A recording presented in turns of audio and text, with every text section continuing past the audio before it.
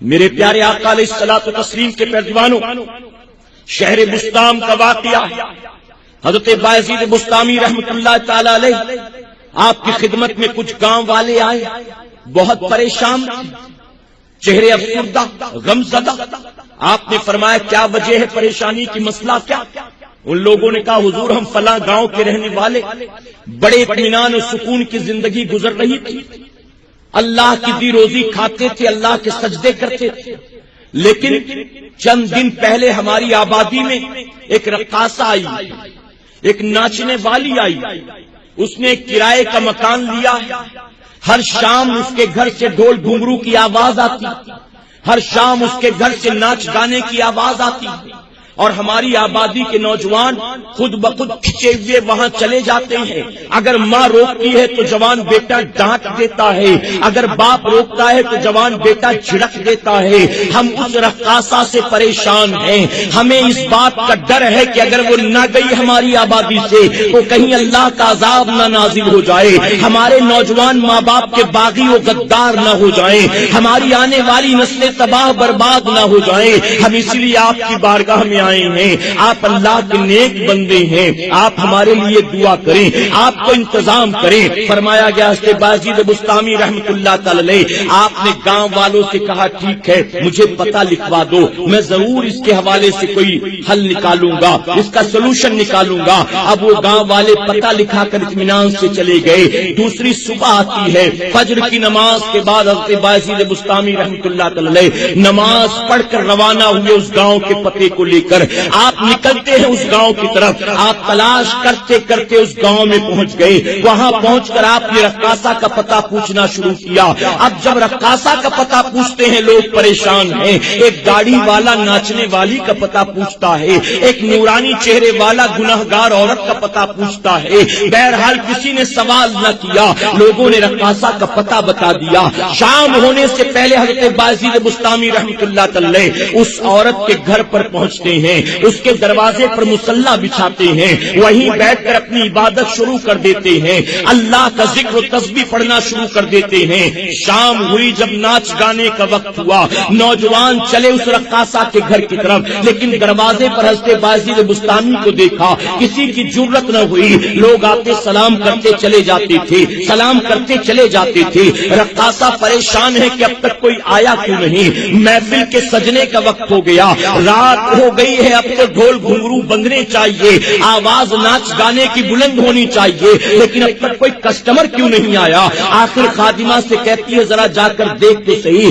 کہیں گاؤں میں کوئی میت تو نہیں ہو گئی، کہیں کوئی مسئلہ تو نہیں ہو گیا۔ آخر لوگ آ جاتے کیوں نہیں ہیں، شام سے پہلے لوگ چلے آتے تھے، آج عجیب معاملہ ہے کہ شام ڈھلنے کے قریب ہے لیکن کوئی آتا نہیں ہے۔ رقاصہ کی خادمہ نے دروازہ کھول کر دیکھا، اس نے دیکھا تو نورانی چہرے والے بزرگ مصلی بچھا کر اللہ کی عبادت میں مصروف تھے۔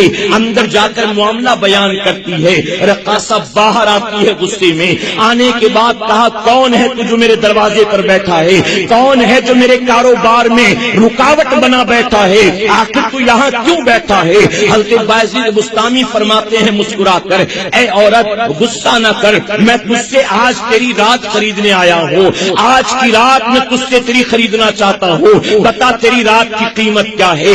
رقاصہ کو غصہ آ گیا، اس نے کہا اے فقیر اپنے آنے کا مقصد بیان کر، میری راتیں خریدنا تجھ جیسے فقیروں کا کام نہیں ہے، دولت مند بھی ایک رات خریدنے سے پہلے 10 بار سوچتا ہے، تو میری رات کیا خریدے گا، تیری اوقات کیا ہے؟ حضرت بایزید بستامی فرماتے ہیں میری اوقات تجھے کیا معلوم، میری اوقات تو میرا پروردگار جانتا ہے، بس تو بتا تیری ایک رات کی قیمت کیا ہے؟ عورت نے کہا تو نہیں مانتا تو سن، ایک موٹی قیمت بتاتی ہے۔ حضرت بایزید بستامی رحمۃ اللہ تعالی اشرفیوں سے بھری ہوئی تھیلی نکالتے ہیں، اس رقاصہ کے ہاتھ میں رکھتے ہیں، آپ فرماتے جتنی تیری ایک رات کی قیمت ہے اس سے زیادہ مال اس کے اندر موجود ہے، دیکھ لے اور آج کی رات میرے حوالے کر دے۔ اس عورت نے جب کھول کر دیکھا تھیلی کو، واقعی اس کے اندر سکے چمکتے دمکتے نظر آتے تھے، فوراً دروازے سے ہٹ جاتی ہے، ادب سے کہتی حضور آپ باہر کیا کر رہے ہیں، آج کی رات میں نے آپ کے نام لکھ دی ہے، آپ میرے مہمان ہیں، اندر تشریف لائیں۔ حضرت بایزید بسطامی اندر تشریف لے جاتے ہیں، آپ کو ادب سے بٹھاتی ہے، ہاتھ باندھ کر کھڑی ہوتی ہے، کہتی آپ حکم دے تو گھنگرو باندھ لو، آپ کہیں تو طبلے ہارمونیم والے کو بلا لو، آپ کہیں تو محفل کا آغاز کیا جائے۔ حضرت بایزید بسطامی فرماتے نہیں، آج کی رات میں نے تجھ سے خریدا ہے، آج کی رات تیری مرضی سے نہیں گزرے گی، بلکہ آج تجھے وہ کرنا ہوگا جو میری مرضی ہوگی، جو میں چاہوں گا۔ اس نے کہا آپ جو کہیں میں کرنے کو تیار ہوں، آپ بتائیں کیا حکم ہے میرے لیے۔ حضرت بایزید بسطامی فرماتے ہیں کہ جا اچھی طرح سے غسل کر کے ایک نیا جوڑا پہن کر آ، ایک نیا جوڑا پہن کر تو آ۔ وہ جاتی ہے، غسل کیا، نیا جوڑا زیب تن کر کے آتی ہے، آ کر کھڑی ہو گئی، بتائیے اب کیا حکم ہے۔ آپ فرماتے جا وضو کر کے آ، جا اب وضو کر کے آ۔ رقاصہ کہتی بابا چاہتے کیا ہو؟ غسل کروایا، نیا جوڑا پہنوایا ہے، اب وضو کرانا چاہتے ہو، آخر چاہتے کیا ہو؟ آپ نے فرمایا سوال نہ کر، جو کہتا جاؤں کرتی چلی جا۔ اس نے کہا ٹھیک ہے، اگر آپ کا حکم ہے وضو کرنے کے لیے میں تیار ہوں، لیکن میں معذرت چاہتی ہوں، میں ہوں تو مسلمان لیکن مجھے وضو کرنا نہیں آتا، وضو کا طریقہ کیا ہے مجھے معلوم نہیں، میرے دھندے میں آج تک کبھی اس کی ضرورت نہیں پڑی۔ آپ فرماتے کوئی مسئلہ نہیں، آپ نے وضو کیا ہے، آپ نے فرمایا جیسے میں کرتا جاؤں ویسے کرتی جا۔ اس نے کاپی کیا، دیکھا دیکھی وضو کیا، وضو کرنے کے بعد آئے مصلی بچھا دیا، آپ نے فرمایا اس پر کھڑی ہو کر 2 رکعت نماز ادا کر۔ اس نے کہا حضور جس کو وضو کرنا نہیں آتا اس کو نماز پڑھنی کہاں آتی ہوگی؟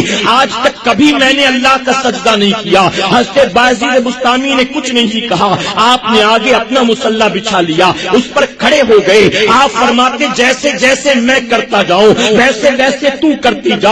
اب اے مسلمانوں یہاں ایک بات عرض کرنا چاہوں گا، وہ رقاصہ تھی، وہ ناچنے گانے والی تھی، اس کو وضو کرنا نہیں آتا تھا، اس کو نماز پڑھنا نہیں آتا تھا۔ آج اگر ہم اپنا گریبان جھانک کر دیکھیں، ہم نے اور آپ نے کتنے لوگ ہیں جن کو وضو کرنا آتا ہے، وضو کے فرائض کتنوں کو معلوم ہے، وضو کی سنتیں کتنوں کو معلوم ہے، وضو کن کن عبادات کے لیے ضروری ہے، وضو ٹوٹتا کب ہے، ہم نے کتنے ہیں جو جانتے ہیں۔ ہم نماز پڑھتے ہیں لیکن نماز کی شرطیں ہمیں معلوم ہے، نماز کے فرائض ہمیں معلوم ہے، نماز کے واجبات ہمیں معلوم ہے۔ الحمدللہ سنی سمیٹتا ہو۔ حضرت بایزید بسطامی آگے کھڑے ہو گئے، آپ نے فرمایا میں جیسے کرتا جاؤں مجھے دیکھ کر تو کاپی کرتی جا۔ آپ نے اللہ اکبر کہا، دیکھا دیکھی اس نے بھی ہاتھ باندھ لیا۔ پھر آپ رکوع میں جاتے ہیں، وہ رکوع میں جاتی ہے، پھر رکوع سے اٹھے اللہ اکبر کہتے ہوئے آپ سجدے میں جاتے ہیں، وہ رقاصہ بھی سجدے میں جاتی ہے۔ جب سجدے میں آپ پہنچے آپ کی آنکھوں سے آنسو جاری ہو گئے، رب کی بارگاہ میں رو رو کر عرض کرتے میرے پروردگار تو نے بایزید کو جتنی طاقت دی تھی بایزید نے اپنا کام کر لیا، تیری بندی کی پیشانی کو یہاں تک لانا بایزید کا کام تھا، اب اس کے آگے سنبھالنا تیری رحمت کا کام ہے۔ فرمایا گیا بایزید بسطامی کی زبان سے ان کلمات کا نکلنا تھا، وہ رقاصہ روتے روتے سجدے سے سر اٹھاتی ہے، آپ کے قدموں کو تھام لیا، آپ کو گواہ بنا کر سچی توبہ کرتی ہے، عرض کرتی ڈھول گھنگرو میں یہ مزہ نہیں آیا جو قرآن کی تلاوت سننے میں مزہ آیا ہے، ناچ گانے میں وہ مزہ نہیں آیا جو اللہ کے سجدے میں مزہ آیا ہے۔ فرمایا گیا بایزید بسطامی نے اللہ کا شکر ادا کیا، کچھ نصیحتیں کی، اس کے بعد کمرے سے باہر نکلتے ہیں، اس رقاصہ نے گھر کے دروازے کو بند کیا۔